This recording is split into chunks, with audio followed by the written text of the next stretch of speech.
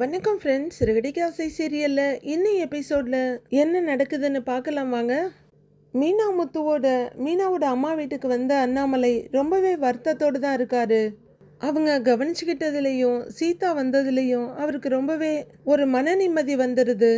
சாப்பாட்டு முன்னாடி உட்கார்ந்துருக்கவர் சாப்பிடாம அப்படியே உட்கார்ந்துருக்காரு.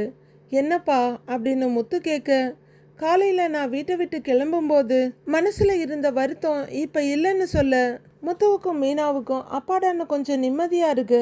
நமக்கும் எல்லாரும் இருக்காங்கன்ற எண்ணம் இப்போ வந்துருச்சு.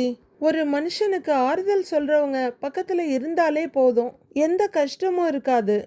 இருக்கிற இடம் எப்படி வேணாலும் இருக்கலாம், ஆனால் அந்த இடத்துல நாம் சந்தோஷமாக இருக்கோமான்றது தான் முக்கியம். உங்கள் வீட்டில் அது நிறைவாக இருக்குது அப்படின்னு அண்ணாமலை சொல்ல, கரெக்டுப்பா, நீ தான் எப்பவுமே சொல்லுவியே, மனசு சரியா இருந்தா யார் எங்க வேணும்னாலும் இருக்கலாம்னு அப்படின்னு முத்து சொல்ல, உண்மைதான்ப்பா அப்படிங்கிறவரு விஜயா பண்ணதெல்லாம் நினைச்சு நாங்க அப்படிலாம் பண்ணணுமான்னு கேக்குறாரு. உடனே மாமா அப்படின்னு மீனா கூப்பிட, என்னன்னு நீங்க எதுக்கு இதெல்லாம் சொல்லிட்டு இருக்கீங்கன்னு மீனாவோட அம்மா கேக்குறாங்க. அங்கிள், நீங்க பெரியவங்க, நீங்கெல்லாம் அப்படி சொல்லக்கூடாதுங்கிறாங்க சத்யா. நீங்க 1000 சொன்னாலும் விஜயா ஒரு நாள் கூட உங்களையெல்லாம் இப்படி உட்கார வச்சு மனசார சாப்பாடு போட்டதில்லையேம்மா அப்படின்னு அண்ணாமலை வருத்தத்தோட சொல்றாரு. அண்ணா, அப்படியெல்லாம் இல்லைண்ணா, அங்க எங்க பொண்ணு சந்தோஷமா மாப்பிள்ளை கூட வாழ்ந்துட்டு இருக்காண்ணா, இந்த அளவுக்கு முன்னேறி இருக்காண்ணா, அதுக்கு காரணமே நீங்க தான் அண்ணே, இதை விட வேற என்னென்ன எங்களுக்கு வேணும் அப்படின்னு மீனா அம்மா சொல்ல, எல்லாருமே நிகழ்ச்சியோட பாக்குறாங்க. அண்ணே, நீங்க சாப்பிடுங்க அண்ணே அப்படின்னு மீனாவோட அம்மா சொல்ல, அப்பா உன் கூட நாங்கள் எல்லாரும் இருக்கிறோம்ப்பா, நீ கஷ்டப்படுற எவ்வளவோ பேருக்கு உதவி பண்ணியிருக்கிற, அப்போ நீ பண்ணின புண்ணியம்லாம் நம்ம குடும்பத்தை கண்டிப்பாக காப்பாற்றும்பா, நீ எதை பற்றியும் கவலைப்படாதப்பா, சாப்பிடுப்பா, பார்த்துக்கலாங்கிறாரு முத்து. அண்ணாமலை முத்துவை பார்க்க சாப்பிடுப்பான்னு சாப்பிட வைக்கிறாரு அவரு. அண்ணாமலை ஒரு வழியாக சாப்பிட ஆரம்பிக்கிறாரு. எல்லாருமே கொஞ்சம் நிம்மதியாக சந்தோஷமாக பார்க்குறாங்க. விஜயா அவங்களுக்காக ஒதுக்கப்பட்ட அந்த பெட்ரூமில் தன்னந்தனியாக உட்கார்ந்துருக்காங்க. அந்த ரூமே ஒரு சின்ன ஹால் சைஸில் இருக்கு. அவங்களுக்கு ரொம்பவே மண்டை காயுது. அப்படியே உட்காந்துருக்கவங்க எழுந்து நடக்க ஆரம்பிக்கிறாங்க. ரூமை சுற்றி சுற்றி பார்க்குறாங்க. ஸ்க்ரீனை விலக்கி பார்க்குறாங்க. அதுக்கப்புறமும் முடியல. கதவை திறந்துட்டு ஹாலுக்குள்ளே வர்றாங்க. அவங்க ஹாலில் நடந்துட்டுருக்க ஸ்ருதி அங்கே வர்றாங்க. என்ன ஆண்டி, ஏதாவது வேணுமா அப்படின்னு கேட்க, இல்லை ஒன்றும் இல்லைம்மாங்கிறாங்க அவங்க. போர் அடிக்குதா உங்களுக்கு, உட்காந்து டிவி பாருங்க அப்படின்னு ஸ்ருதி சொல்ல, இல்லை வேண்டாமாங்கிறாங்க விஜயா. ஆண்டி, இது உங்கள் வீடு மாதிரி, நீங்கள் இங்கே ஃப்ரீயாக இருக்கலாம் அப்படின்னு ஸ்ருதி சொல்கிறாங்க. ரவியும் உள்ளர வர்றாரு. அம்மா, நல்லா தூங்கி ரெஸ்ட் எடுத்தீங்களா அப்படின்னு கேட்க, அப்படிங்கிறாங்க விஜயா. வாசுதேவனும் அந்த பக்கமாக வர்றாரு. சாப்பாடு ரெடி ஆயிடுச்சு, எல்லாரும் சாப்பிட வாங்கன்னு கூப்பிடுறாங்க சுதா. அப்படின்னு ஸ்ருதியும் ரவியும் நடக்க ஆரம்பிக்கிறாங்க. ரவி, நீ அப்பா கிட்ட பேசுனியான்னு விஜயா கேட்க, இல்லம்மாங்கிறாரு அவரு. முத்துக்கிட்ட பேசுனேன், அவங்க அண்ணி வீட்டுக்கு போயிட்டாங்களாம் அப்படின்னு ரவி சொல்ல, அவர் எப்படி இருக்காருன்னு கேக்குறாங்க விஜயா. எதுவும் பேசலையா, அமைதியா இருக்கிறாரா, அதான் முத்துவும் அண்ணியும் கூட இருக்காங்கல்லம்மா, அவங்க பார்த்துக்குவாங்கன்றாரு ரவி. ஆமா ஆண்டி, நீங்க அங்கிளை நினைச்சு எதுவும் ஃபீல் பண்ணாதீங்க, மீனா அங்கிள் அங்க நல்லா பார்த்துக்குவாங்க, நீங்க இங்க ரிலாக்ஸ்டா இருங்க, சாப்பிட வாங்கன்னு கூப்பிடுறாங்க ஸ்ருதி. விஜயா எந்த சுரத்துமே இல்லாம அப்படிங்கிறாங்க. சுதா எல்லாருக்கும் சாப்பாடு போட்டுட்டு இருக்க விஜயா ஆன்னு பார்த்துட்டு இருக்காங்க. அவங்க சாப்பாடு அள்ளி விஜயா தட்டுல வச்சிட்டு இருக்க, என்ன இது அப்படின்னு திகைப்போட கேக்குறாங்க விஜயா. ரைஸ் சம்மந்தி தெரியலையான்னு கேக்குறாங்க சுதா. அது தெரியுது அப்படிங்கிற விஜயா கொஞ்சம் சாதத்தை கையில அள்ளிக்கிட்டே, இது உருண்டை உருண்டையா இருக்கு, என்ன அரிசி இது, ஒரு கை அள்ளினாலே 1 கிலோ வரும் போல இருக்கு அப்படின்னு சொல்லிட்டு இருக்க, ஸ்ருதியும் ரவியும் ஒருத்தர் பாத்துக்கிறாங்க.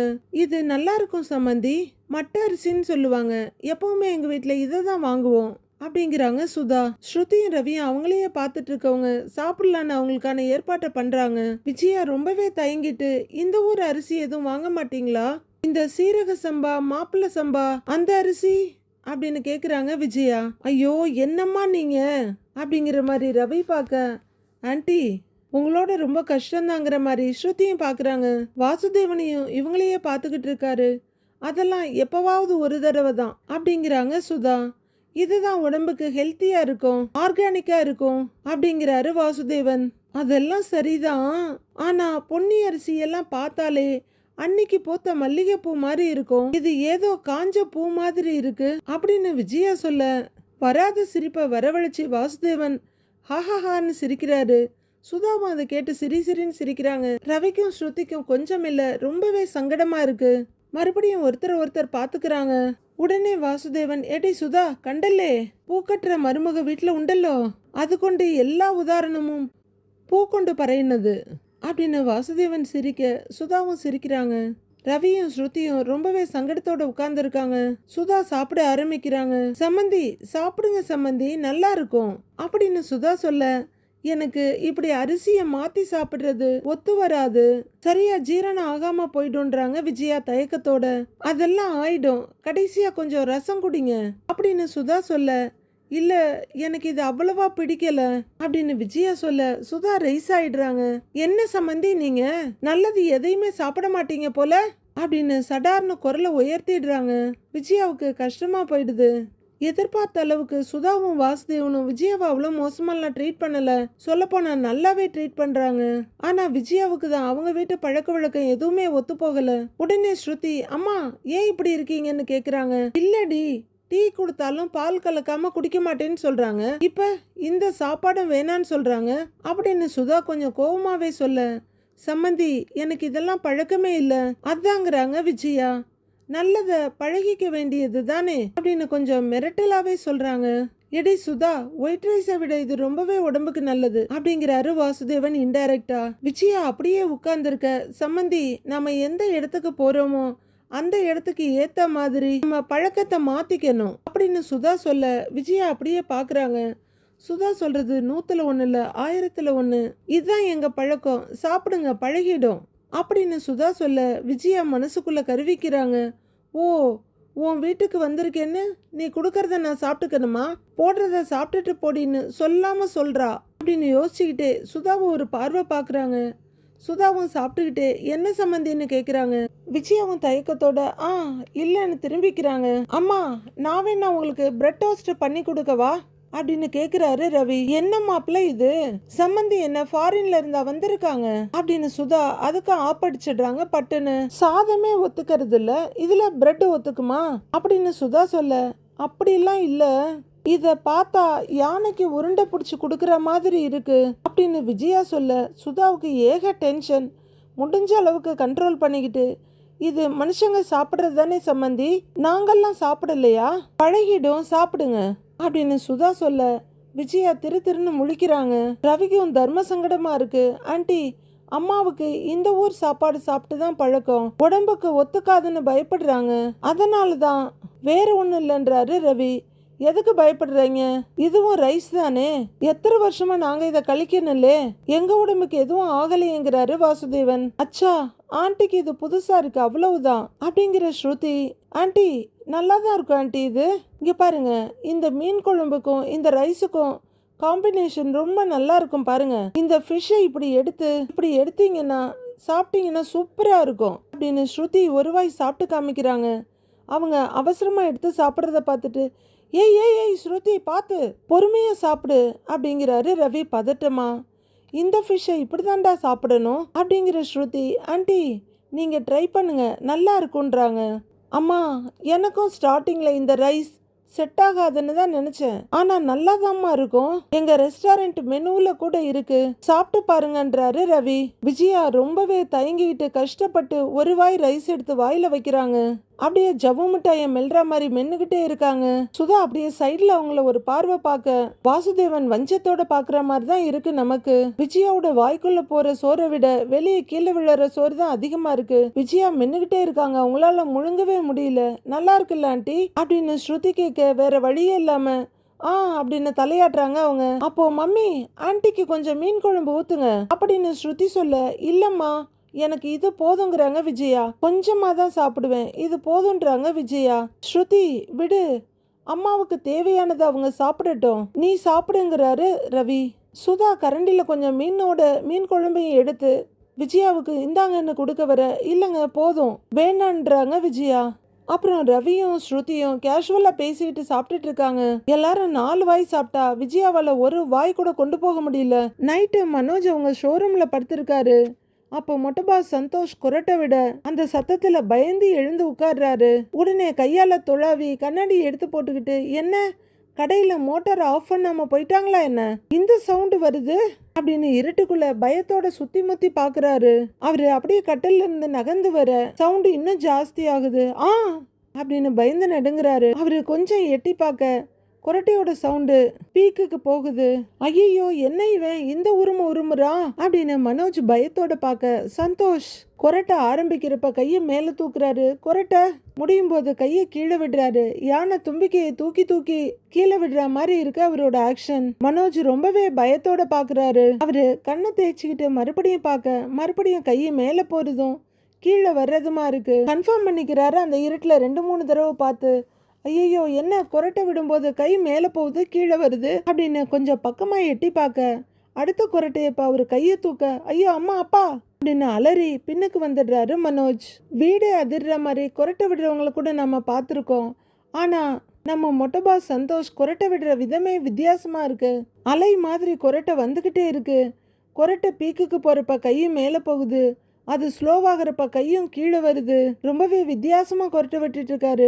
ஐயோ, என்ன இந்த மாதிரி கொரட்டை விடுறான், இந்த ஆள் கொரட்டை விடுறதுக்கு எலி தொல்லையே பரவாயில்ல போல இருக்கே, இந்த சத்தத்துல நான் எப்படி தூங்குறது அப்படின்னு மனோஜ் பயத்தோட பார்த்துட்டு இருக்க மொட்டை பாஸ் பெரிசா கொரட்டை விட்டுக்கிட்டு கையை தூக்கி தூக்கி இறக்கிக்கிட்டு சந்தோஷமா தூங்குறாரு. அப்படின்னு அழுதுகிட்டே காதெல்லாம் பொத்தி பாக்குறாரு மனோஜ். ஐயோ அப்படின்னு எந்திரிச்சிடுறாரு. அவரு கண்ணீர் விட்டு அழாத குறைதான். அவரு கட்டில விட்டு கீழே இறங்க இவர் விட்ட குரட்டையில டப்புன்னு கீழே உட்கார்ந்துடுறாரு. இது மனுஷன் விடுற குரட்டையா இல்ல யானை விடுற குரட்டையா ஒண்ணுமே புரியலையே. ஐயோ, இப்படி பண்ணனா என்னால ஒரு செகண்ட் கூட கண்ணை மூட முடியாதுயா. ஐயோ, கொரட்டை விட்டுக்கிட்டே இருக்கானே, இதுல நைட்டு 10 மணிக்கெல்லாம் பொண்டாட்டி வர சொல்லுவாளாமே அப்படின்னு புலம்பிட்டு பார்த்துக்கிட்டே இருக்காரு மனோஜ். அவரு கொஞ்சமா அசராம அதே ஸ்டைல்ல கொரட்டை விட்டுக்கிட்டு அதே ஸ்டைல்ல கையை தூக்கி தூக்கி இறக்கிட்டு இருக்கிறாரு. ஐயோ, இவன் வேற நிக்காம நிறுத்தாம கொரட்டை விடுறானே அப்படின்னு மண்டையை பிச்சுக்கிறாரு மனோஜ். அவரு மண்டைக்குள்ள ஏதோ எலக்ட்ரிக் ட்ரெயின் ஓடுற மாதிரியே இருக்கு. ஐயோன்றவரு காதை பொத்தி பாக்குறாரு. அவரால முடியல. ப்ரோ நிறுத்து ப்ரோ ஐயோ முடியலையே அப்படிங்கிறவரு. யோ சந்தோஷ் நிறுத்தி தொலையா, யோ நிறுத்துறியா இல்லையா ஐயா அப்படின்னு சந்தோஷோட கையை பிடிக்க அவரு பட்டுன்னு 2 போட்டுடுறாரு. மனோஜ் பயத்தோட துள்ளி குதிச்சு கொஞ்ச தூரம் போய் உட்காந்து மறுபடியும் பாக்குறாரு. சத்தியமா அவரை பார்த்தா பாவமாவே இல்ல, நல்லா வேணும் மனோஜ்னு தான் இருக்கு. மனுஷனுக்கு முதல்ல சோறு முக்கியம், 2வது தூக்கம் முக்கியம். மனோஜுக்கு நீ எதுவுமே கிடைக்க போறது இல்ல. இந்த இம்சை அரசன் 24 சமாளிக்க முடியாம மனோஜ் திணறிட்டு இருக்கும் போதே கீச் கீச்சுன்னு சவுண்ட் வருது. ஐயோ, அது என்ன சத்தம் அப்படின்னு மனோஜ் ஒரு ஃப்ரிட்ஜோட பாக்ஸ் கிட்ட ஒடுங்கி போய் உட்கார்ந்துக்கிறாரு.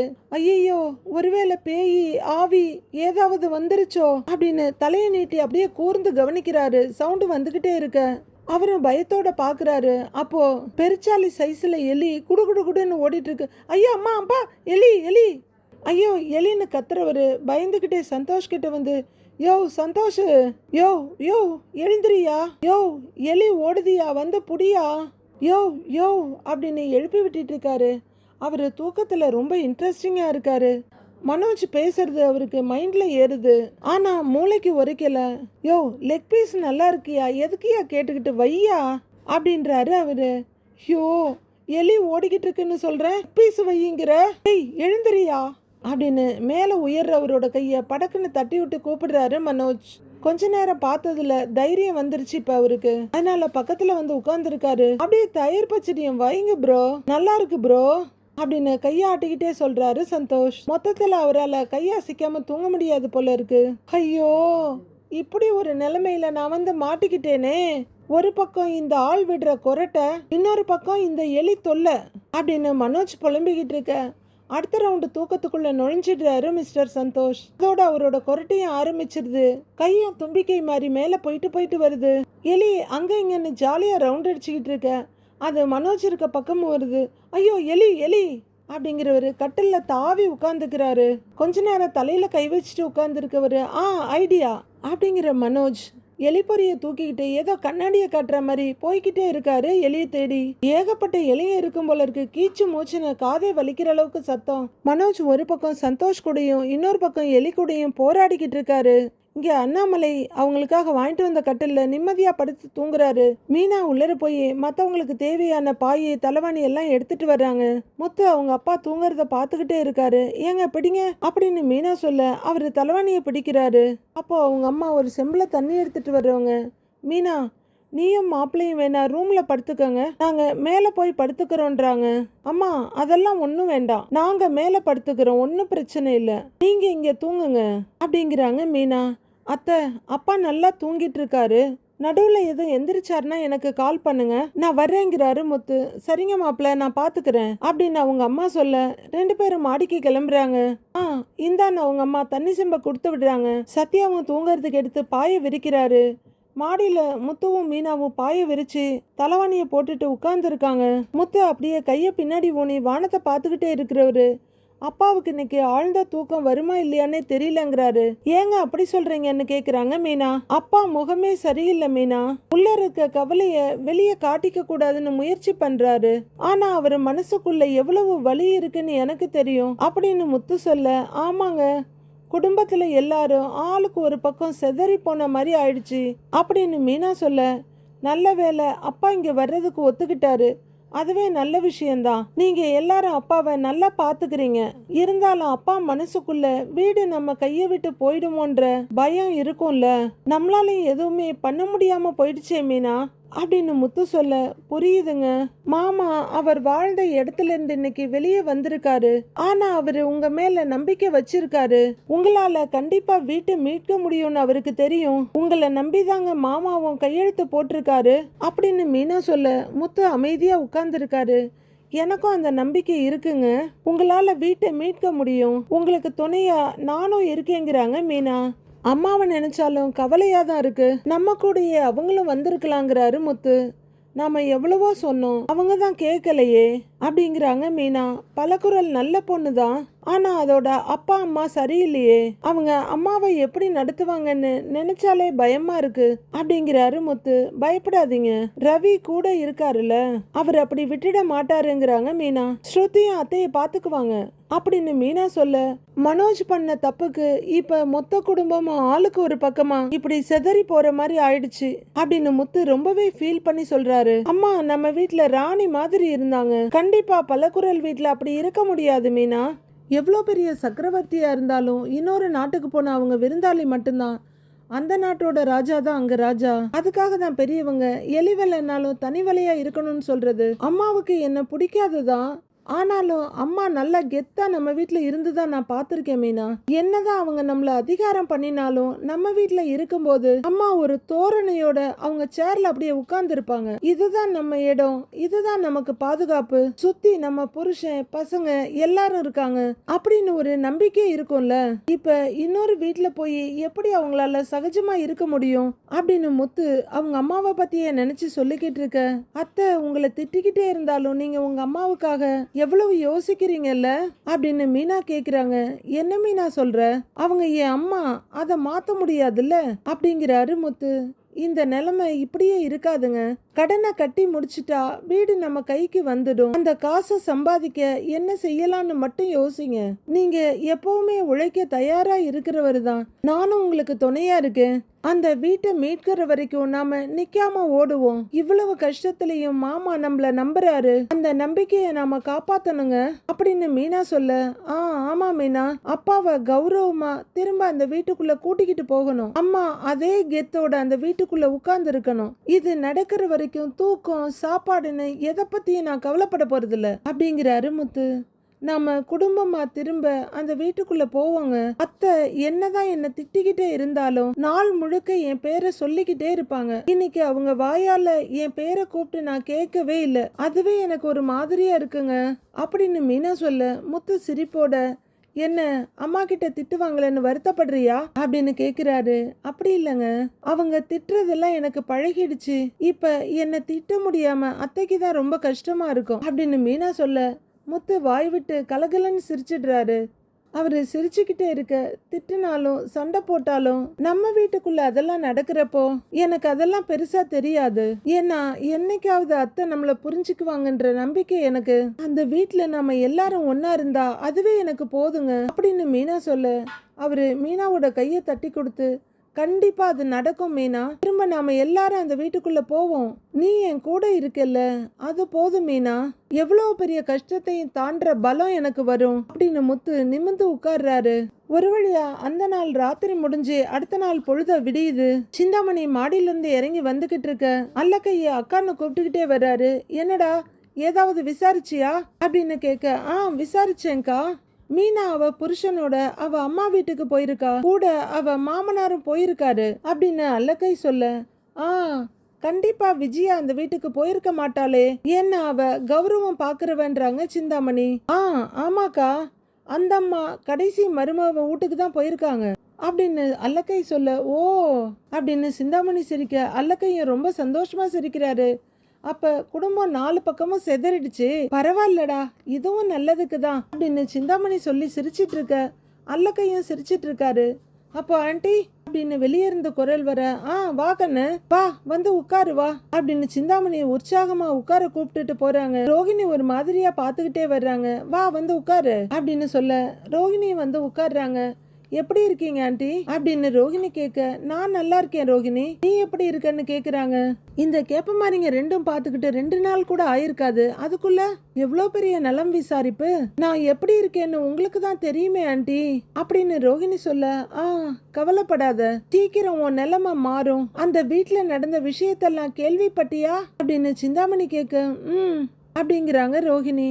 வீட்டுக்கு நோட்டீஸ் ஒட்டியாச்சு, எல்லாரும் வீட்டை விட்டு போயிட்டாங்க அப்படின்னு சிந்தாமணி சொல்ல, அப்படிங்கிற ரோகிணி எனக்கு கொஞ்சம் கஷ்டமா இருக்குன்றாங்க. அவங்களுக்காக நீ கஷ்டப்படுற, ஆனா உன்னை அவங்க வீட்டை விட்டு அனுப்புனாங்கல்ல, அவங்க யாரும் உனக்காக கஷ்டப்படலையே அப்படின்னு சிந்தாமணி சொல்ல, யோசனையும் கவலையுமா பாத்துக்கிட்டு இருக்காங்க ரோகிணி. உன்னை மனோஜ் கூட சேர விடாம பிரிச்சு வச்சாங்கல்ல, நீ தப்பு பண்ணினதாவே இருக்கட்டும், அதுக்காக வாழ வந்த பொண்ணை அப்படி வெளியில அனுப்புவாங்களா, ஒரே அடியா வெட்டி விட பாக்குறாங்க அப்படின்னு சிந்தாமணி சொல்லிக்கிட்டே போக ரோகிணி கண்ணை கூட இமைக்காம அவங்களையே பார்த்துட்டு இருக்காங்க. இல்லனா சொல்லு, அவங்களுக்கும் எனக்கும் என்ன பகை இருக்கு? உன்னை வீட்டை விட்டு அனுப்புனாங்கல்ல, அதுக்கான தண்டனை தான் இப்ப அவங்களுக்கு கிடைச்சிருக்கு அப்படின்னு சிந்தாமணி சொல்ல, கேடி ரோஹிணி இதெல்லாம் நம்புற மாதிரியா இருக்கு அப்படின்ற மாதிரி பாத்துக்கிட்டு இருக்காங்க.